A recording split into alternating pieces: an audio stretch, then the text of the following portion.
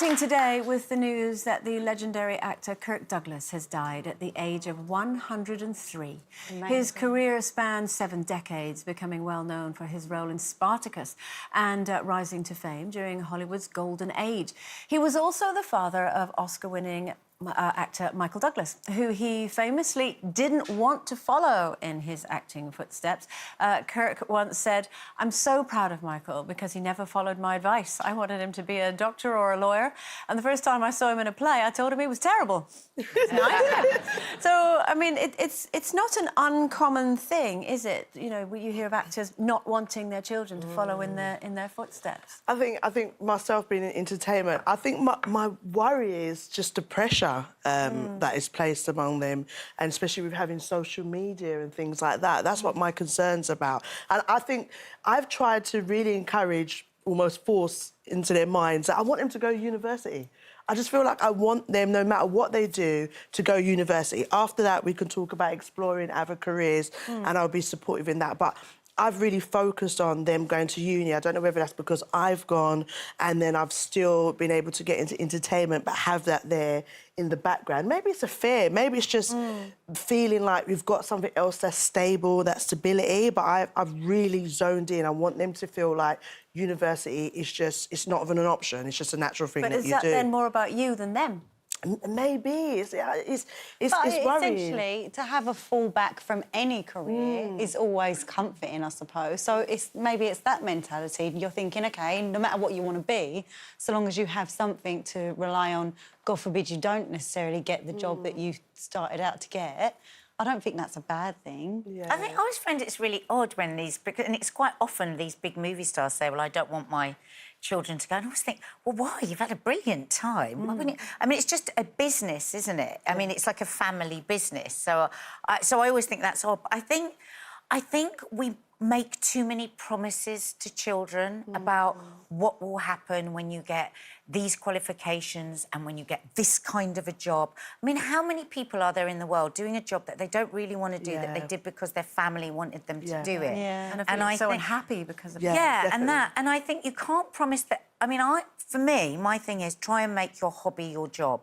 So whatever fires you up, do it. But I'm also very aware that that's probably about 1% of the world population whose work is actually something that they really love and want to do. So for me, the really important thing is, how do you have an inner life that's going to feed you outside of your work? Because work isn't necessarily going to give us everything. What are your interests? What are your passions? What are your relationships? What are your friendships? What do you love to read? Where do you like to go? How do you like to play?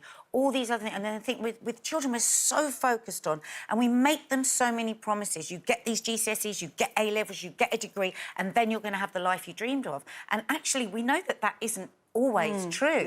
And I think, You're so right, because there's so many people out there that don't have the luxury of choosing the job that they want. It's not like, oh, I'm going to do this because I love it. It's I'm going to survive. So that is what I have to do to survive and to run my home and to look after my family. So you are right. I think we often dismiss, actually, yes, it's an absolute dream to have a job that you enjoy. That makes your heart but outside of that, what Yeah. makes you happy? What makes your soul light up? Yeah. You know, when you come home from work, what is it that's really getting you through every single day? And it's a really hard thing when you get to having children that are older and you have to start really interrogating the things that you want for them. And it's like, I do this thing where I think, how much is that about how I want people to perceive me by what my children do? Yeah. Like, where is my ego involved in that? You know, if I want them to go to university, is that because I really think that this individual child, that's right? Because university isn't right for everybody, is it? Right. I mean, it's great for a lot of people, but is it about university or is it about educating yourself further on from something that you love? Because so... I don't know, I have those dreams, like those selfish parent dreams where I dream of, like, going out for coffee with my friends and being like, yeah, my eldest is a top physician.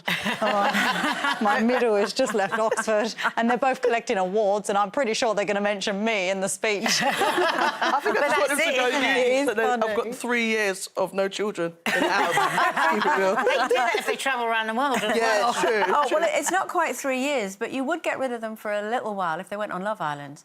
You know? And, I mean, how long are they away for? Was it 3, 4 weeks? Ross? Would you? Judy let your is the kids go queen on Island? Love Island. If you've never watched her reviewing Love Island on Instagram, Yes. make sure you do, because she's hilarious. And it's a hot mess right now because Callum's head's been turned. Oh, my word. He's been turned. I'm just saying Love Island security because Shauna is going to go crazy. Anyway, no, I would not want my children on Love Island. No. So you enjoy watching it? Yeah. You enjoy talking about it, but you don't want them on it? No, I don't. I don't want to see Vagina City with my daughter involved. No, I don't want that. I think because it's so out there, and I think like, you know, when you're getting into entertainment, when you've got that base of talent, whether that is, you know, being a singer, a comedian, an actress, a TV presenter, you've got another layer of grounding than when you've grown to something and it's just about, you know, your relationship is really out there and really exposed. So I think I'm just constantly worrying about how it would affect them psychologically more Do you than ever anything. watch it with them? My daughter, I'll watch bits. If I've watched it already and I know it's a bit cleaner, then I will watch old it. are they again? My daughter's 14 and my son's 10. But what I'm noticing, my son is saying things like, "Oh my gosh, you know, Naz." I'm like, "Well, how do you know the names?" So he's obviously watching it Well, they somewhere. must talk about it at school as well. They All the talk about it parents at talk school, about so it. it's better to probably. I think I've got that for advice. So it's better to kind of watch some of this stuff with them, so that you can see how they would respond and how they And you understand can relationships. talk it through as well. Yeah. Like we've got a house full of teenagers, and we watch it, and we all joke about the kids going on together, because obviously we're a blended family. So there's, like I say, there's full of teenagers, 1 boy, 3 girls, and we joke about what would happen if they all went on. I mean, clearly Amy's 13, so you know that's not actually going to happen. But what would happen if they went on, you know, en masse as a group? And even talking about that is so interesting. Would they stick up for each other? Would they just land each other in it? How would you react if you saw someone being mean to, you know, your sibling? Getting back to what you Fascinating. were talking about earlier, though, Judy, I totally get that. You know, I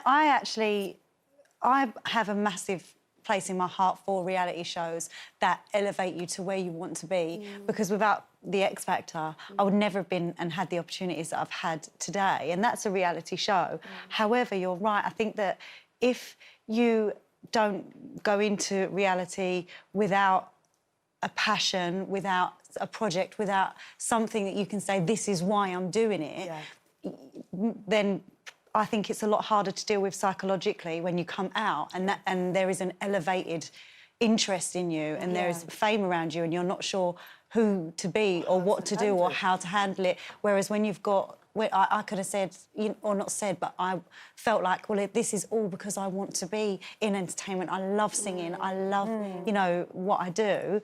When you haven't got that, I think it's very difficult. And I think there's a lot of people that haven't necessarily been able to deal with that as well as they possibly could. And I think with some shows, or just with what you're saying, adding to that, I think it's after a while, if you haven't got that other grounding, your fame seek is chasing popularity. Yes. Yeah. So then it gets to a stage of doing anything to stay popular. And that's what the worry. We see that every day on social media. You can see a lovely young lady, she starts out in a show and she's dressed a certain way, and as time goes on, the clothes just gets less and less and less, or they're doing more extreme things. And I think that's what I'm more worried about it. But we asked you at home, would you let your kids go on Love Island? And 70% of you said no. So that's the parents talking, though. That's not the kids. You're a whole different thing. We asked the kids.